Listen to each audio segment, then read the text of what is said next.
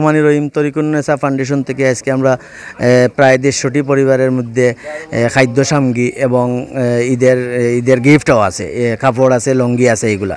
তো আমরা প্রতি বছর এই প্রোগ্রামগুলো করে থাকি। বিশেষ করে তরিকুন্নেসা ফাউন্ডেশনের চেয়ারম্যান মোহাম্মদ সোহেল আলী ভাই এবং ওনার ফ্যামিলি এবং ওনার ফ্রেন্ড সার্কেল সবাই এই দান সদগায় এগিয়ে এসেছেন। আর বিশেষ করে ওই ফাউন্ডেশনের সবাইকে ধন্যবাদ জানাই। এই রমজানের আগেও আমরা এই বাড়ি থেকে, এই জায়গা থেকে আমরা ত্রাণ সামগ্রী বিতরণ করেছি।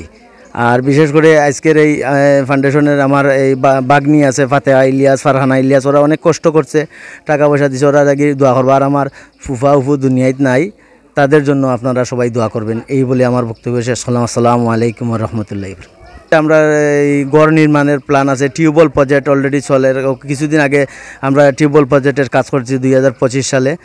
আর পরবর্তীতে আমরা টিউবওয়েল প্রজেক্ট আছে ইনশাল্লাহ, এর দ্বারা আমরা টিউবওয়েল প্রজেক্টে এগুলো কাজ চালিয়ে যাব। আর আজকে আমরা 150টি পরিবারের মধ্যে খাবার ত্রাণ সামগ্রী বিতরণ করব।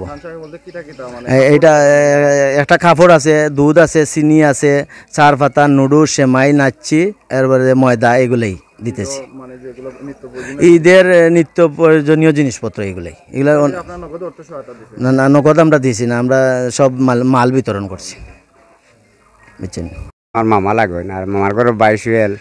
আমি বাড়ি জাগিরে খাইছি, আমিও কোরআনে হাফিজ হয়েছি বাড়ির তাকিয়াতে। আমিও প্রত্যেক বছর আইয়া দেখি এলাকার বিভিন্ন জায়গার মানুষরে তারা জিনিসপত্র দিয়া বিতরণ করেন। তে মামা তো নাই বা খুব খেয়াল করে গরিবুর বা হলে দোয়া করবা ধান লাগি, তার নেখায়া দিতে তার বাচ্চা কাচ্চা আসেন 5 জন, তারা লাই দোয়া করবা।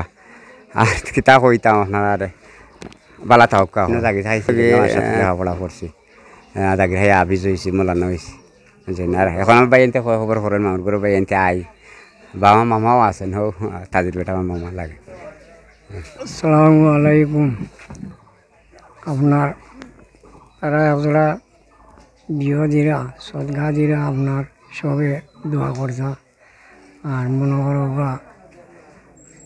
বরাবর জেলা দেন ওলা আমরা পাইতাম, এই জন্যে দুধ, চিনি, ওই সমস্ত সব কিছু দিরা।